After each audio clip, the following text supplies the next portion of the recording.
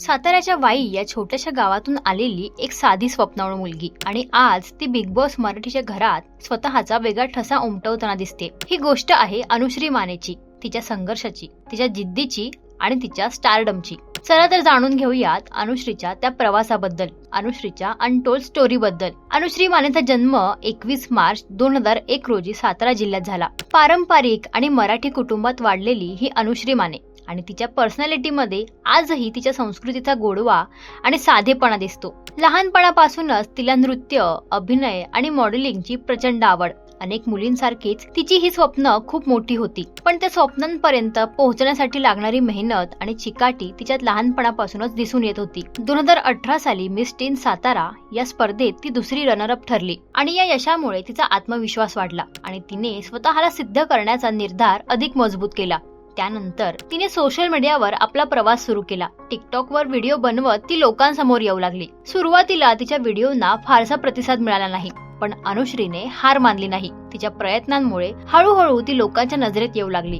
काही काळाने टिकटॉक बंद झालं आणि अनेक क्रिएटरसाठी तो मोठा धक्का ठरला, पण अनुश्रीने या अडचणीला संधीमध्ये बदललं। तिने इंस्टाग्रामवर रील्स बनवायला सुरुवात केली आणि तिथून तिच्या लोकप्रियतेला खऱ्या अर्थाने उभारी मिळाली।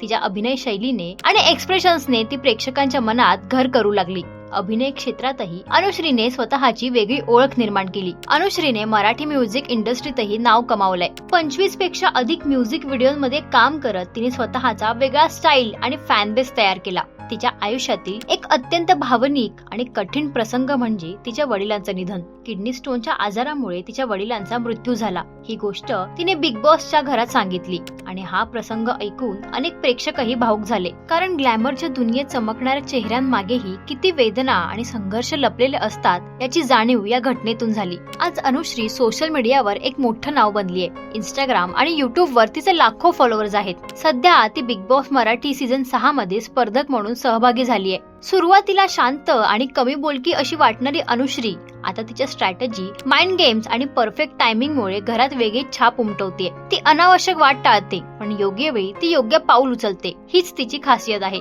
याशिवाय बिग बॉसच्या या प्रवासात अनुश्री बहुतेकदा इमोशनलही दिसली। बिग बॉसच्या घरात अनुश्रीचं तिच्या आईसोबत असलेलं खास नातंही दिसलं। या घरात अनुश्रीने फक्त गेम नाही तर नातीही जपली। तिने तिच्या टोळीलाही खूप सपोर्ट केला। फिजिकल टास्क मध्ये थोडी कमी पडली तरी मानसिक खेळात ती खूप मजबूत आहे। साताऱ्यातून आलेली ही साधी मुलगी आज टेलिव्हिजनवर एक अट्रॅक्टिव्ह आणि प्रभावी पर्सनॅलिटी म्हणून उभी राहते। पण अनुश्रीसाठी हा शेवट नाही, तर ही फक्त तिच्या नव्या आणि मोठ्या प्रवासाची सुरुवात आहे। अनुश्री मानेची ही कहाणी आपल्याला एक महत्त्वाची शिकवण देते। आपण कुठून आलोय हे महत्त्वाचं नसतं, तर आपण कुठे जायचं ठरवलंय हे महत्त्वाचं असतं। मेहनत, जिद्द आणि स्वतःवरचा विश्वास असेल तर यश आपल्याला नक्की मिळतं।